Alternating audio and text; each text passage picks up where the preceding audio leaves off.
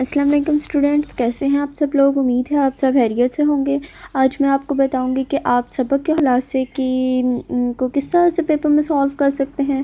تو سبق کے خلاصے کے مارکس 5 ہوتے ہیں، چاہے میٹرک اسٹوڈنٹ ہیں یا پھر انٹرمیڈیٹ کے، آپ کے 5 مارکس کا خلاصہ ہوتا ہے۔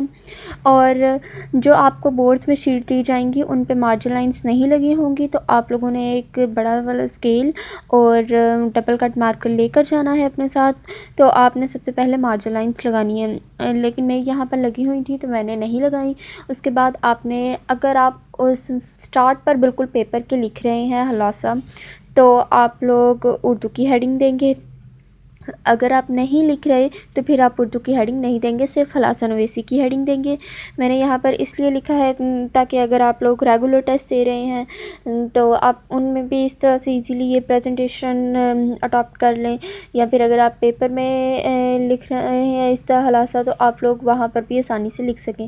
تو سب سے پہلے آپ نے خلاصہ نویسی کی ہیڈنگ دینی ہے، اور ایک بات یاد رکھیے گا، آپ لوگ سبق کا خلاصہ اور نظم کا خلاصہ دونوں اکٹھے لکھیے گا، اس میں ایک ہی دفعہ خلاصہ نویسی کی ہیڈنگ دیجیے گا، اور پھر نیچے اگر سبق کا خلاصہ ہے تو سبق کے خلاصے کی ہیڈنگ دیجیے، اور اگر غزل کا خلاصہ ہے تو غزل کے خلاصے کی ہیڈنگ دیجیے، ٹھیک ہے۔ آپ لوگ یہ مت کیجیے کہ آپ نے ایک خلاصہ سب سے سٹارٹ پر لکھا ہے اور ایک اینڈ پر جا کر لکھا ہے، اس طرح نہیں کرنا۔ آپ نے دونوں خلاصے اکٹھے ہی لکھنے ہیں، اور خلاصہ نویسی کی ایک ہی دفعہ ہیڈنگ دینی ہے، اور پھر نیچے 605 مارکر سے سبق کا خلاصہ یا پھر نظم کا خلاصہ مینشن کر دینا ہے۔ تو پھر ہم نے سبق کا عنوان لکھنا ہے اور مصنف کا نام، ٹھیک ہے۔ سبق کا عنوان ہے اور مصنف کا نام ہوتا ہے، تو آپ لوگوں نے یہ پین سے لکھنا ہے۔ آپ لوگ یہ بلیک پوائنٹر سے یا کسی اور چیز سے یا پھر کٹ مارکر سے بالکل مت لکھیے گا۔ اگر آپ لکھنا بھی چاہتے ہیں کٹ مارکر سے، تو اگر آپ لوگ بلیک سے آپ نے سبق کے خلاصے اور سبق کا عنوان اور مصنف کے نام کی ہیڈنگ دی ہے تو آپ بلو مارکر سے لکھیے، اور اگر بلو سے دی ہے تو بلیک سے لکھیے۔ آپ لوگ اس طرح سے کیجیے۔ پھر آپ لوگوں نے ایک لائن سکپ کر دینی ہے اور نیچے آپ لوگوں نے خلاصہ لکھنا شروع کرنا ہے، اور خلاصے میں آپ لوگوں نے یہ بات دھیان رکھنی ہے کہ آپ نے پیراگرافس کی فارمز میں خلاصہ لکھنا ہے۔ پیراگراف کی فارم میں کیسے، آپ لوگ 5 یا 6 لائنز کا ایسٹیمیٹ لگا لیجئے۔ آپ لوگ ہر 5 یا 6 لائنز کے بعد نیو پیراگراف سٹارٹ کیجئے، ٹھیک ہے۔ آپ لوگوں نے اس طرح سے خلاصے کو لکھنا ہے۔ اسی طرح خلاصے کی لینتھ کتنی ہونی چاہیے، اگر تو آپ میٹرک کے اسٹوڈنٹ ہیں تو آپ لوگ کوشش کیجئے کہ ایک ہاف پیج کا تو خلاصہ آپ مست لکھیں، کیونکہ تقریباً آدھا پیج ان ہیڈنگز میں چلا جاتا ہے، تو آپ لوگ کوشش کیجئے کہ ایک آدھے پیج کا خلاصہ ضرور لکھیے۔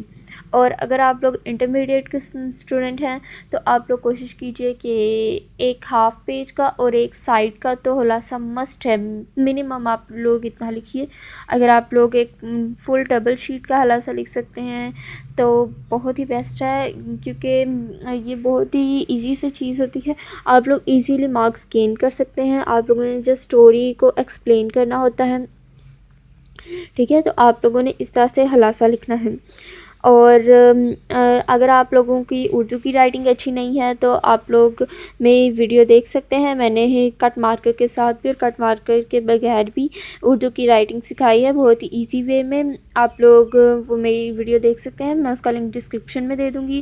اور اس کے بعد اگر آپ لوگوں نے تلخیص نویسی، تلخیص نگاری، یہ بیسیکلی انٹرمیڈیٹ کا ہے کویسچن ہے، اگر آپ لوگوں نے وہ نہیں دیکھی تو آپ لوگ وہ بھی دیکھ سکتے ہیں۔